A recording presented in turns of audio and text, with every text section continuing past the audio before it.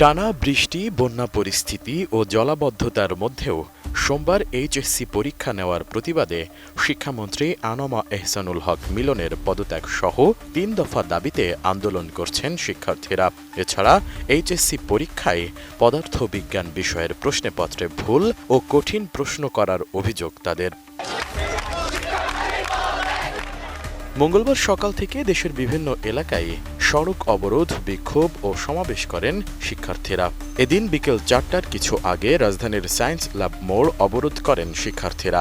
এর আগে বেলা ২:৩০টার দিকে বকশীবাজারে ঢাকার মাধ্যমিক ও উচ্চ মাধ্যমিক শিক্ষা বোর্ডের সামনে শিক্ষার্থীরা অবস্থান করেন। সেখানে তারা শিক্ষামন্ত্রীর পদত্যাগ দাবি করে ভুয়া ভুয়া স্লোগান দেন। উন্নত মানের কাঁচামাল, আরআইএল অ্যাঙ্গেল এন্ড চ্যানেল। এখন কাঠের দিন শেষ, আরআইএল এর বাংলাদেশ। আমরা এই জুলাই আন্দোলন করে এই ১৬ বছরের ফ্যাসিস্টের বাদ দিয়ে এই শিক্ষামন্ত্রী এই বিএমপিকে আনছি। তারা আমাদেরকে বলতেছে ফার্মের মুরগি। এই উনি যে সংসদে বুঝতে পারতেছে এই ফার্মের মুরগিদের কারণে বুঝতে পারতেছে। এটা তো একটা ইনজাস্টিস। এই বৃষ্টির মধ্যে এতটুকু পানি নিয়ে কিভাবে ছাত্র তাড়াতাড়ি পৌঁছাবে হলে? তার উপর এই পরিস্থিতিতে শিক্ষামন্ত্রীর একটু হলে উচিত ছিল আমাদের প্রতি সহানুভূতিশীল হওয়া।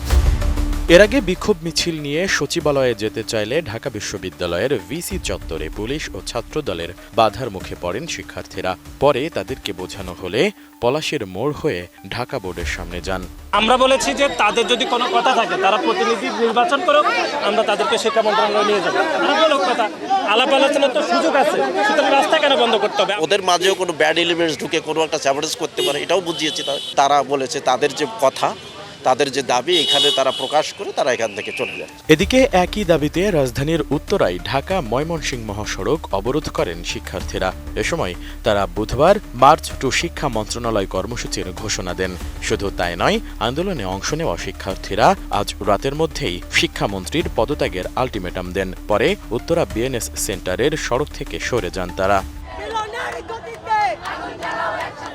শুধু রাজধানী ঢাকা নয়, একই দাবিতে খুলনা, যশোর, বরিশাল, ময়মনসিংহ, কুমিল্লা, চট্টগ্রাম ও বগুড়া সহ দেশের বিভিন্ন জেলায় বিক্ষোভ করেন বিভিন্ন কলেজের এইচএসসি পরীক্ষার্থীরা।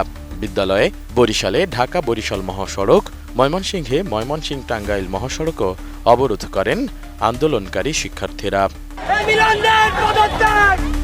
S I Raj, ATN news.